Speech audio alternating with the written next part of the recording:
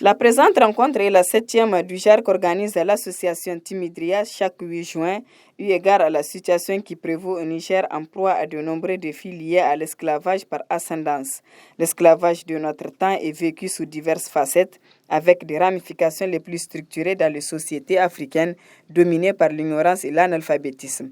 C'est pour venir à bout de ces pratiques esclavagistes et discriminatoires au Niger que l'association Timidria a organisé ses plaidoyers pour l'institutionnalisation de la Journée nationale de lutte contre l'esclavage. Au Niger, malgré l'existence de l'arsenal juridique réprimant l'esclavage, la volonté du Premier ministre à soutenir et à accompagner les actions de Timidria et les messages à la nation du président de la République en août 2011 et décembre 2011, nous constatons sur le terrain la perpétuation de certaines pratiques esclavagistes et discriminatoires. Quelques exemples.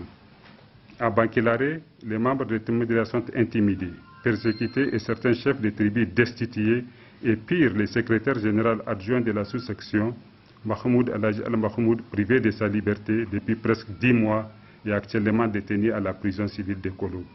Tout cela est lié à leur combat contre l'esclavage perpétué par des féodaux locaux qui bénéficient d'une certaine complicité au sein de l'administration.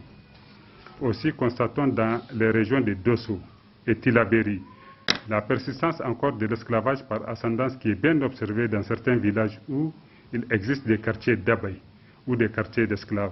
Prenant la parole, le directeur du cabinet du ministre de la Justice a rassuré l'association Timidria que des dispositions seront prises pour l'institutionnalisation de la Journée nationale de lutte contre l'esclavage. Je voudrais vous rassurer que depuis la tenue de la 6e édition, c'était l'année dernière, le 8 juin 2019, parrainé par son Excellence, Monsieur le Premier ministre, chef du gouvernement, Monsieur Brigitte Raffini, je voudrais vous rassurer, dis-je, que des dispositions sont en train d'être prises pour instituer une journée nationale de lutte contre l'esclavage.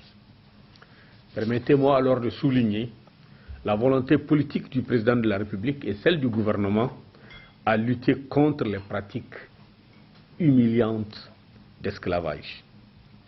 À titre illustratif, on peut citer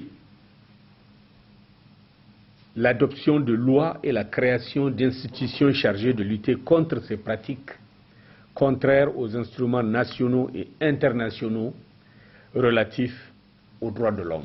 Cette 8e édition du plaidoyer pour l'institutionnalisation de la Journée nationale de lutte contre l'esclavage a été financée par le Bureau international du travail BIT à travers son projet Skills.